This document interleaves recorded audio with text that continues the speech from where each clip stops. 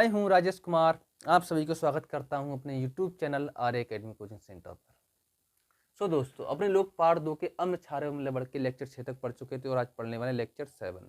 और लेक्चर 6 से पहले अपने लोग पढ़ चुके थे अम्ल क्षार एवं लवण के रासायनिक गुण, भौतिक गुण, ठीक है ना। उसके बारे में डिटेल में जानकारी हमने आपको दे दी थी, है ना। और आज पढ़ने वाली है पीएच मान क्या होता है, पीएच मान होता क्या है, और उसके बाद पढ़ेंगे कि दैनिक जीवन में पीएच मान का महत्व, ठीक है। तो जान लो पीएच मान होता क्या है। लिखो पीएच मान। पीएच मान का मतलब होता है दोस्तों power of hydrogen, power of hydrogen यानी हाइड्रोजन की शक्ति,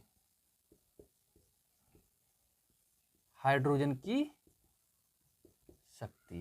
पहले लिख लो दोस्तों थोड़ा सा, फिर बताता हूं। लिख लो हाइड्रोजन के अणु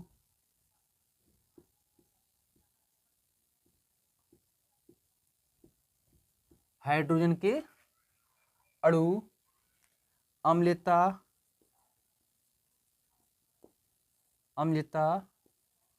तथा क्षारीयता की प्रवृत्ति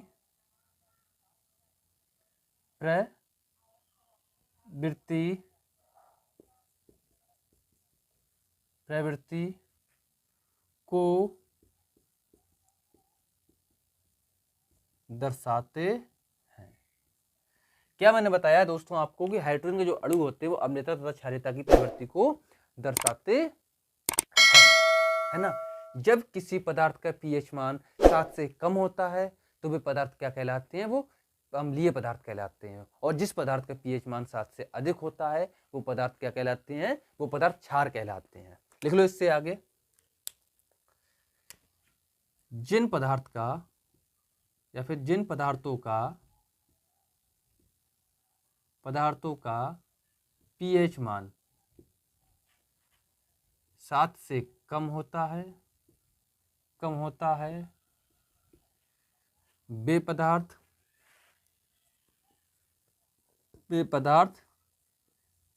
क्षार कहलाते हैं। और जिन पदार्थ का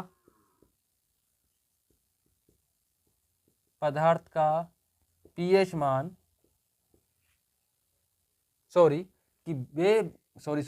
जिन पदार्थों का पीएच मान 7 से कम होता है वे पदार्थ अम्ल कहलाते हैं।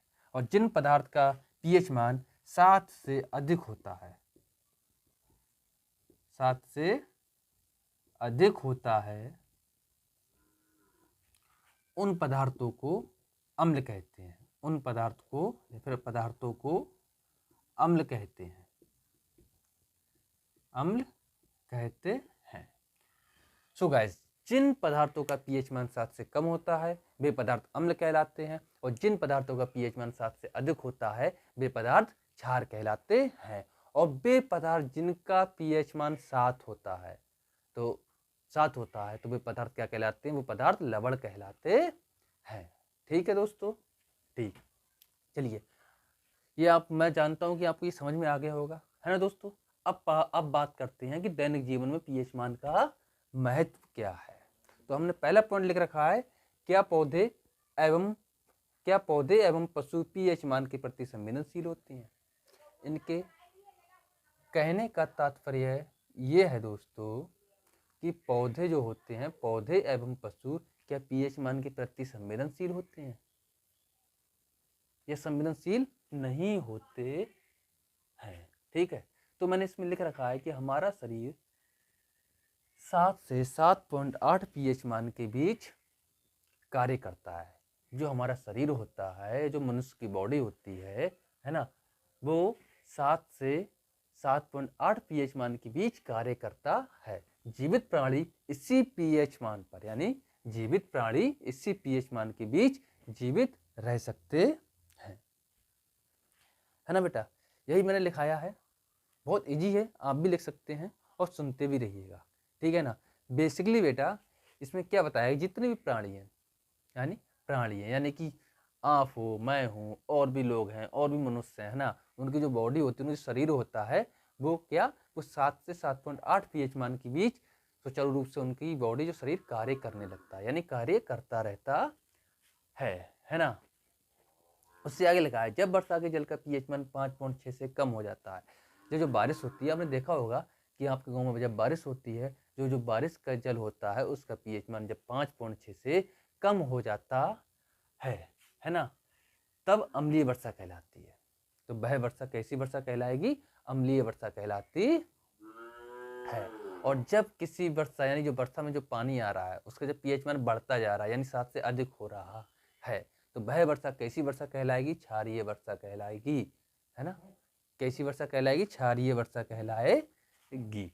ठीक, चलिए आगे देखते हैं। अम्लीय वर्षा का जल जब नदियों में प्रवाहित होता है, क्या होता है? जब जो अम्लीय वर्षा होती है, जो उसका जल होता है, जब वह जल नदियों में प्रवाहित होता है ना, होता है, तब नदियों के जल का pH मान कम हो जाता है। यानी कि जो नदियों का जल का pH मान होता है, यानी कि जो जल होता है उसका pH मान कम हो जाता है, यानी कि उसका जो जल होता है वो अम्लीय जल हो जाता है। ऐसी नदियों में जलीय जीवों की उत्तरजीविता कठिन हो जाती है। तो जो आपके जो जल होता है, नदियों का जल होता है, जब वह अम्लीय हो जाता है तो ऐसे पानी में जितने भी जीव जंतु होते हैं उनकी जो उत्तरजीविता होती है वो कठिन हो जाती है, यानी वह उस जल में नहीं रह सकते, अपने जीवन को यापन नहीं कर सकते, है ना, उनकी डेथ हो जाएगी, वो मर जाएंगे। ठीक है। और दूसरा पॉइंट है कि आपके बगीचे की मिट्टी का pH मान। आपने देखा होगा विभिन्न प्रकार के पौधे होते हैं, उनके लिए विभिन्न प्रकार के pH मान की आवश्यकता होती है। किसी पौधे के लिए pH मान 7 pH मान की आवश्यकता होती है, तो किसी पौधे के लिए 7.8 pH मान की आवश्यकता होती है, या फिर किसी पौधे के लिए 5.6 pH मान की आवश्यकता होती है। भिन्न प्रकार की पौधों के लिए भिन्न प्रकार के pH मान की आवश्यकता होती है।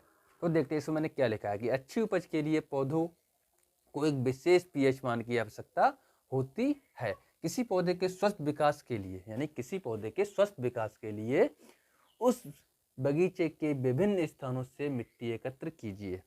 इनके कहने का तात्पर्य यह है, अगर हम किसी पौधे की अच्छी उपज चाह रहे हैं, किसी पौधे से अच्छी उपज प्राप्त करना चाह रहे हैं, यानी उसकी अच्छी ग्रो करना चाह रहे हैं, तो क्या करें, उस स्थान यानी जिस स्थान पर पौधा है उस स्थान की विभिन्न जगहों से मिट्टी एकत्रित करें, यानी इकट्ठी करें। इकट्ठी करने के बाद क्या करें, उस मिट्टी की जो आपके आसपास में जो केंद्र है वहां पर उसकी जांच कराएं कि उसका pH मान कितना है। ठीक है। यही लिखा हुआ है कि किसी पौधे के स्वस्थ विकास के लिए उस बगीचे के विभिन्न स्थानों से मिट्टी एकत्रित कीजिए। अपने पास स्थित केंद्र में उस मिट्टी की जांच करवानी चाहिए। हमें पता होना चाहिए कि जिस स्थान से मिट्टी ले रहे हैं वहां कौन से पौधे की उपज ले रहे हैं। हमें दोस्तों ये भी पता होना चाहिए कि हम जहाँ पर जिस मिट्टी की जांच करवा रहे हैं या कर रहे हैं तो वहाँ पर कौन से पौधे हैं, तभी तो हम पता लगा सकते हैं कि इस पौधे को कितने pH मान की आवश्यकता होती है। उसी के अकॉर्डिंग तो हम उस मिट्टी का pH मान रखेंगे कि नहीं रखेंगे, है ना जी बेटा? हाँ जी बेटा, हाँ ठीक है ना, तो आप समझ गए होंगे। ठीक, आज के लिए इतना ही था दोस्तों, और इसके कुछ और भी रह गए हैं, इसके मैथ्स यानी कि इसके मैथ और भी रह गए हैं, वो नेक्स्ट वीडियो में पढ़ते हैं। ठीक है दोस्तों, अगर आपको हमारी वीडियो अच्छी लगी हो तो लाइक करना, शेयर करना एवं कमेंट करना। ओके गाइस, उससे पहले आप कुछ जान लो, ठीक है, पॉइंट जान लो। चलो कुछ बताना, आप भी बताना, मैं लिखता हूँ आप बताना, उसके बाद मैं बताता हूँ, ठीक है। तो बताइए दोस्तों, टमाटर में कौन सा अम्ल होता है? टमाटर में कौन सा अम्ल होता है ना? और नींबू में कौन सा अम्ल होता है? बताइएगा जल्दी से। संतरा में कौन सा अम्ल होता है ना? और दही में कौन सा अम्ल होता है? बताइएगा जल्दी जल्दी। ठीक है। और एक आता है नेटल पौधा। जो नेटल पौधा होता है उसका डंक होता है ना, डंक होता है। अगर डंक आपकी बॉडी में थोड़ा सा छिद जाता है यानी लग जाता है तो क्या होता है, वहां पर बहुत दर्द होने लगता है, बहुत पीड़ा देता है। क्यों पीड़ा देता है? क्योंकि उसके डंक में एक अम्ल पाया जाता है ना? उस अम्ल का आपको नाम बताना है ना दोस्तों? चलिए जल्दी से बताइए। अगर नहीं पता है तो मैं आपको नेक्स्ट वीडियो में बताऊंगा इन पदार्थों के, यानी इन पदार्थों में कौन कौन से अम्ल पाए जाते हैं। अगर आपको पता है तो हमारे कमेंट सेक्शन में कमेंट करके बताइएगा, जरूर बताइएगा, ठीक है। अब मिलते हैं नेक्स्ट वीडियो में, और भी इसके इम्पोर्टेंस हैं उनके बारे में बात करेंगे, ठीक है।